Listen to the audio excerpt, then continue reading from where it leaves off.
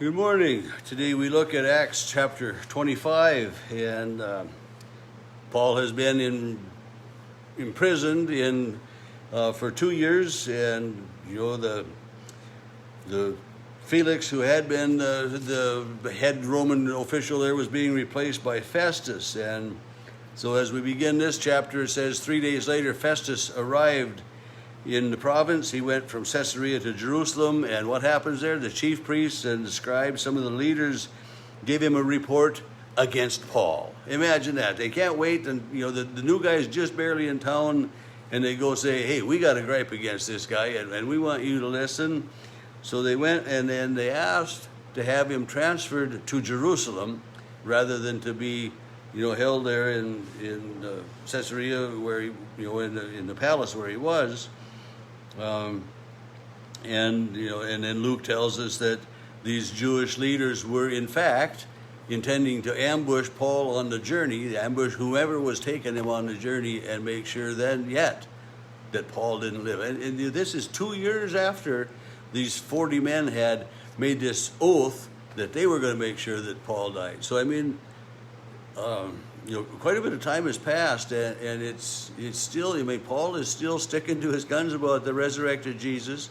The Jews are still upset because Paul is preaching and teaching the resurrected Jesus, and they still have this vendetta against him. And they haven't changed their minds, and still to this day, you and I both know that there are a lot of people that haven't changed their mind about Jesus. So anyway, they go to Festus, this new one who's in charge there, and Festus says, well, since he is in prison in Caesarea, Festus is in Jerusalem talking to him yet, so when you guys come to Caesarea and you present your case to me there against this man, and if there's something wrong about him, man, let these people accuse him there in Caesarea in my presence. But as Festus stayed in this area, he said, it says not more than 8 or 10 days, so he was in Jerusalem for a while. The new leader of the division, or leader of that area, the governor per se, is making himself known in the larger community. So he stays there in Jerusalem and familiarizes himself with them a little bit, and gets so that they get a chance to know him. And this is a great thing to do, is to, be in when you are new to the community, or if you've got a newly elected governor, or when we elect, a teacher comes to town. It's good to get to know him, spend some time, and this is what Festus is doing, spending some time with the people that he's going to be ruling over. So the day after he gets to Caesarea, it says the next day he took his seat on the tribunal and ordered Paul to be brought in. And when Paul came, of course, the Jews who had come with him from Jerusalem start making their charges against him. And Luke says, which they could not prove. And Paul again states his innocence. I haven't committed any crimes against the Jews or against the emperor. But Festus, again, he asks Paul, well, do you want to go up to Jerusalem and be on trial? And Paul knows better than that. He says, no, I am appealing to the emperor's tribunal. So the emperor's tribunal. So now Paul is saying, I've been in prison here for 2 years under the governor Felix, and now, Festus, I don't know what you're going to do, but I want to appear to the emperor, to the man in charge. I have done no wrong, and he says this is where I should be tried, in the capital city, or one of the ruling cities that way, of the province that way. He says, if I've done something wrong, I've committed something, then I deserve to die. Well, fine. I'm not trying to escape death, but if there's nothing against my charges, why turn me over to them? If they have no basis for their anger at me, if they have no basis for wanting to kill me other than our differences of religious opinion. Think about that. That's one of the blessings we have, is a freedom of religion. I'm a Lutheran. Most of you listening are most likely Lutheran. Some may be Catholic or Methodist, or doesn't make any difference to me. But we have we have those freedoms, and these Jewish leaders were upset because Paul was teaching something different than what they were. Paul was remaining a Jew. He was saying this is, I mean, he was trying to revise, have a reformation, just, I mean, among the Jewish people, and, to say that, this is the Messiah, this is their promise, and he's trying to get them to see God's promise coming to fulfillment in Jesus Christ, and they can't do that.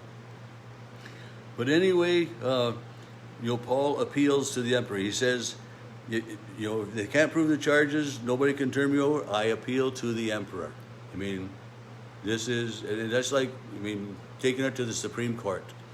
I want to be tried fairly by a panel of the most important people, not to say that the emperor maybe had any more wisdom than anyone else, but he says, he's going to be most impartial, hopefully. So then it says, after several days had passed, King Agrippa and Bernice came to Caesarea to welcome Festus. So King Agrippa is here and coming in to welcome the new governor, to have a swearing-in ceremony, or give him his approval and everything. And so after they've been there, they're going to be there for a while. So Festus, the new governor, tells King Agrippa, there's this man here who was left in prison by Felix. He's been here for a couple of years, and Felix didn't see fit to let him go or to give him a trial and to come to a verdict. And then he goes on to tell about the Jews in Jerusalem complaining and all this and that going on. And I've talked with him, and he appealed to the emperor. So what do I do? Festus says, I told them it's not the custom of the Romans to hand anyone over before the accused has met the accusers face to face. So, if you're accused of something, you don't just get turned over for punishment until you've had a face-to-face, until you've had a fair hearing, and all of that stuff. So, when he asked to be seen by the emperor, and even before that, knowing that this has been dragging on for that long, I tried to address it right away. And, so you think about that. If this was an issue important enough that Festus sees, the people in Jerusalem, these religious leaders, even though he may not have much respect for the Jewish people in some ways, just because he's a Roman governing official, and, the Jews were a small part of the people that he was in charge of the provinces where they were living. But he said, since they came to me, it must be important. So, this is an issue that we need to deal with. And he says, I was at a loss of how to investigate this. I asked whether he wanted to go to Jerusalem, but no. He appealed to be kept in my custody here. And he said, so I determined to hold him until I could send for the emperor. And Agrippa says, I'd like to talk with this man myself. So the next day, Agrippa is there, and Bernice, it says they came in with great pomp, pomp. I remember playing Pomp and Circumstances for to me that was one of the most boring songs and stuff, but Pomp is fancy, big parade, a big hoopla, and trying to impress everybody that way with the pomp and the ceremony and the fancy goings on and stuff. So Agrippa and Bernice, the king and his queen, come in with great fanfare, and the people are all excited, whichever, they enter the audience hall, and the military tribunes, the prominent men of the city, everybody's there to see King Agrippa. And so they come in, it's the blowing of the horns, and everybody please stand for the arrival of King Agrippa, more or less. And he comes in, and they bring Paul to him. And Festus says, King Agrippa and all that are here, you see this man that the Jewish community is petitioning, shouting that he ought not to live any longer, but I have found nothing in him that he's deserving of death. So he appealed to his majesty, I was going to send him, but I don't have anything to write. to this sovereign majesty. I mean, so if Festus is going to send him to the emperor for a trial, he needs to have some hard evidence. He needs to have something to write and to send in an accompanying letter and say, this man Paul is guilty of this and this and this, and the people that are bringing the charges against him are these people, and so here are the charges, here's Paul, and here are the accusers, and now it's in your court. But he needs to have something to send along with Paul, so that it seems reasonable to spend the time on it. And that, I mean, how many of us spend a lot of time on things that in the long run don't mean much? You know, we get worried about some things. And I remember one time in the church on a Sunday morning that I said, you know, when you go to visit somebody, you don't walk around the house and, you know, wipe your finger along the door sill, see if there's any dust on there. And I kind of reached up and I did that, and boy, the women were, boy, I hope he didn't get his finger dusty. You know, but sometimes we worry too much about appearances. Sometimes we worry too much about little things and stuff, and we don't pay attention to the big stuff. So, but it was one of those deals that they didn't, you know, Festus didn't want to send Paul to the emperor and waste the emperor's time if it was, you know, just some trumped up charges, some false charges. If there wasn't some proof, if there wasn't some evidence of wrongdoing, why waste the emperor's time? And not only the emperor's time, but why waste his time on writing a letter, on preparing that, you know? And so here, I mean, they've had Paul prisoner for over 2 years. Think about that. And I think about the people that we have in prisons and in different things. I mean,